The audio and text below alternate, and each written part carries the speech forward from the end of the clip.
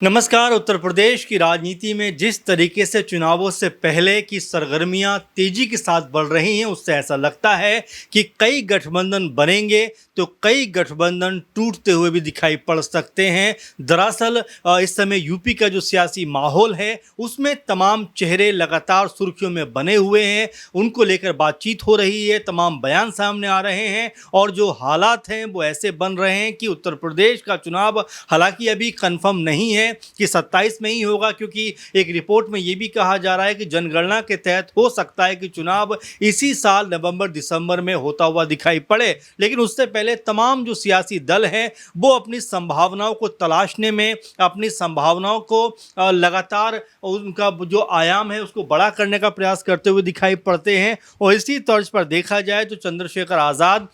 समाज पार्टी के सुप्रीमो यहाँ पर जो बात कह रहे हैं वो बात कम से कम इसको लेकर इस तरफ इशारा करती है कि क्या आने वाले दिनों में आज़ाद एक बड़ा पॉलिटिकल गठबंधन करते हुए दिखाई पड़ेंगे। और जो आज़ाद ने कहा है वो अपने आप में देखने योग्य और सुनने योग्य है, क्योंकि आज़ाद जिस तरह की बात को यहाँ पर कह रहे हैं वो कम से कम इस तरफ इशारा करता है कि आने वाले दिनों में उत्तर प्रदेश के जो सियासी माहौल है उसमें कई गठबंधन बनते हुए दिखाई पड़ सकते हैं। आपको बता दें कि आखिर चंद्रशेखर आज़ाद रावण यहाँ पर क्या कहते हुए दिखाई पड़ते हैं, क्योंकि मायावती आजाद समाज पार्टी का साथ देंगी, ये बात नगीना से सांसद चंद्रशेखर आज़ाद कहते हुए दिखाई पड़ रहे हैं। जबकि अगर देखा जाए तो दोनों पार्टियों का जो वोट बैंक है वो एक ही तरीके का कोर वोट बैंक है। ऐसे में कई दफ़ा पहले भी आज़ाद इस बात को लेकर कह चुके हैं कि मायावती जी ने जो काम किया है दलितों के लिए वो कोई दूसरा नहीं कर सकता, इसीलिए वो मायावती जी का सम्मान करते हैं। लेकिन यहाँ पर चंद्रशेखर आज़ाद जिस तरह की बात कर रहे हैं कि मायावती आजाद समाज पार्टी का साथ देंगी, ये अपने आप में कई चीज़ों की तरफ इशारा करता है कि क्या उत्तर प्रदेश में मायावती और चंद्रशेखर आज़ाद यानी बसपा और आज़ाद समाज पार्टी का गठबंधन होता हुआ दिखाई पड़ेगा। चूँकि 27 का चुनाव जैसा लगातार खबर भी है कि 26 में हो सकता है, तो क्या उससे पहले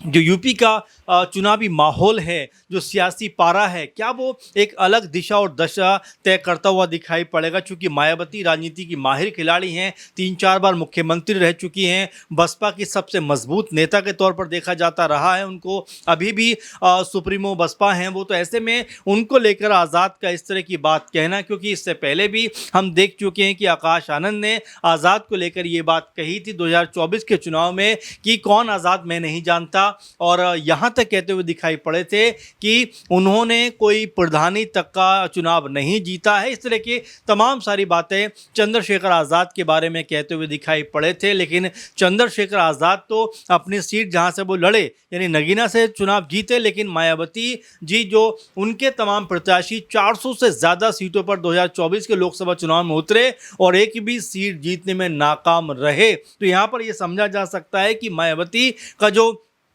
वोट बैंक था वो उनके हाथ से छिटकता हुआ दूर गया है। और 2024 के चुनाव में तो उनके जो कोर वोटर थे, यानी कि जो उनकी तरफ हमेशा से रहा है, जिन वोटर्स का झुकाव यानी दलित समुदाय की बात करें, जो 20 से 22% के आसपास उत्तर प्रदेश में दिखाई पड़ता है, महज 8-9% के आसपास मायावती जी का वोट बैंक दिखाई पड़ा। तो जो उनका कोर वोट बैंक था वो भी उनसे छिटकता हुआ दिखाई पड़ा है। और वहीं चंद्रशेखर आज़ाद ने जिस तरह की जीत को दर्ज किया वो अपने आप में ये बताता है कि दलित युवाओं का समर्थन और साथ चंद्रशेखर आज़ाद के साथ में बढ़ता हुआ यहाँ पर नज़र आया। तो यहाँ आज़ाद जो बात कह रहे हैं कि मायावती जी जो हैं वो उनका साथ देंगे, और साथ में वो कहते हैं कि मायावती आप शब्द भी कहें तो इससे उनको कोई फ़र्क नहीं पड़ता, वो उनकी बड़ी हैं, अगर वो कोई बात कह भी देती हैं तो इस बात का उनको कोई अफसोस या दुख नहीं होगा। मायावती जी के बारे में चंद्रशेखर आज़ाद इस तरह की बात को कहते हुए दिखाई पड़ते हैं। और साथ में वो कहते हैं कि मैंने अपने घर का दरवाज़ा जो है वो काफ़ी बड़ा लगवाया है ताकि नेताओं को मेरे घर में प्रवेश करने में दिक्कत ना हो सके। अब बड़ा दरवाज़ा का जो अर्थ है, क्या वो इस बात को लेकर लगाया जा सकता है कि वो इस तरफ इशारा करते हैं कि अगर हाथी भी मेरे घर में आना चाहे तो वो आराम से आ सकता है, यानी कि संकेत देना चाहते हैं कि बसपा अगर गठबंधन को तैयार हो जाती है तो उनको साथ में आने में कोई दिक्कत नहीं है। यानी इशारा करते हुए दिखाई पड़ते हैं कि मायावती जी के साथ भी अगर गठबंधन का मौका मिला तो वो पीछे नहीं हटेंगे। वहीं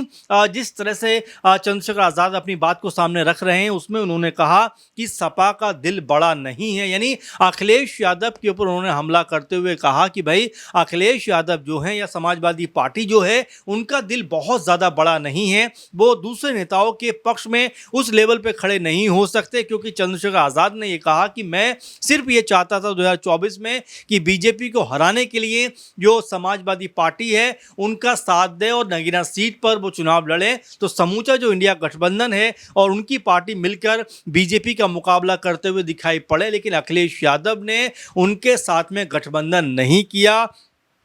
लेकिन इसके बावजूद भी नगीना सीट से चंद्रशेखर आज़ाद ने एक बड़ी जीत दर्ज कर दी। अब उसकी खींच या उसका जो एहसास है वह भी चंद्रशेखर आज़ाद को है और वो ये बात कहते हुए नजर आ रहे हैं कि सपा का जो दिल है वो बड़ा नहीं है और नगीना सीट को लेकर उनका जो दर्द है वो यहाँ पर छलकता हुआ दिखाई पड़ा है। अब ऐसे में अखिलेश यादव को लेकर वो ये भी कहते हैं कि भाई उनके साथ भी मेरी कोई जातिगत दुश्मनी नहीं है, उनसे हमेशा की दुश्मनी नहीं है और समय के साथ बहुत सारी चीज़ें बदलती हुई या अलग मोड़ लेती हुई दिखाई पड़ती हैं। तो यहाँ पर इस तरफ भी इशारा करते हैं चंद्रशेखर आज़ाद कि अगर अखिलेश यादव भी उनको अप्रोच करते हैं तो वो उनके साथ भी जा सकते हैं। तो अभी फिलहाल तमाम जो कह सकते हैं कि विकल्प हैं चंद्रशेखर आज़ाद ने वो खुले हुए रखे हैं। कहा तो ये भी जाता है कि कांग्रेस पार्टी के साथ भी उनका गठबंधन हो सकता है। अगर सपा के साथ में कांग्रेस पार्टी का गठबंधन टूटता है तो एक समीकरण ये भी बन सकता है कि बसपा, कांग्रेस और आज़ाद समाज पार्टी के साथ में ओवैसी भी आ सकते हैं। ये तमाम तरह की अटकलें लगती हुई दिखाई पड़ रही हैं क्योंकि चंद्रशेखर आज़ाद के जो रिश्ते हैं वो प्रियंका गांधी के साथ में बहुत बेहतर बताए जाते हैं। प्रियंका गांधी उनको ऐसा कहा जाता है कि भाई की तरह मानती हैं, तो जाहिर बात है कि यहाँ पर संभावनाएं बढ़ सकती हैं। लेकिन जिस तरह की बात चंद्रशेखर आज़ाद ने मायावती जी को लेकर कही है कि संभावना के तौर पर यह बात निकल कर सामने आती है कि मायावती आज़ाद समाज पार्टी का साथ देंगी, तो क्या अंदर खाने में ये बात लगभग तय हो चुकी है कि जो दलित वोट बैंक है उसको अगर एक मंच पर लेके आना है तो आज़ाद समाज पार्टी के साथ में मायावती को मिलकर चुनाव लड़ना पड़ेगा। इसके अलावा कांग्रेस पार्टी का विकल्प भी साथ में है और मुस्लिम वोटों को साधना है तो ओवैसी जो बड़े चेहरे माने जा रहे हैं उत्तर प्रदेश में अब मुस्लिमों के, उनको भी साथ मिलाया जा सकता है। तो ऐसे में अब कई तरह के विकल्प उत्तर प्रदेश में उभर कर सामने आ रहे हैं और ये भी बात पता चलती है कि क्या यहाँ से चंद्रशेखर आज़ाद और मायावती साथ मिलकर उत्तर प्रदेश में चुनाव लड़ सकते हैं। अगर दोनों साथ आते हैं तो इसका सबसे बड़ा जो खामियाजा है, इसका सबसे बड़ा जो कह सकते हैं नुकसान है, आखिर वो किसको होता हुआ दिखाई पड़ेगा। तो सीधा सीधा असर अगर कहा जाए तो समाजवादी पार्टी के वोट बैंक पे पड़ता हुआ दिखाई पड़ेगा। ऐसे में अगर मायावती और आज़ाद का गठबंधन होता है तो दलित जो वोटर्स हैं वो एक मंच पे आते हुए दिखाई पड़ेंगे। ओबीसी के साथ में गठबंधन होता है, कांग्रेस के साथ में गठबंधन होता है तो उनका भी जो वोट बैंक है वो एक मंच पे आता हुआ दिखाई पड़ेगा और जो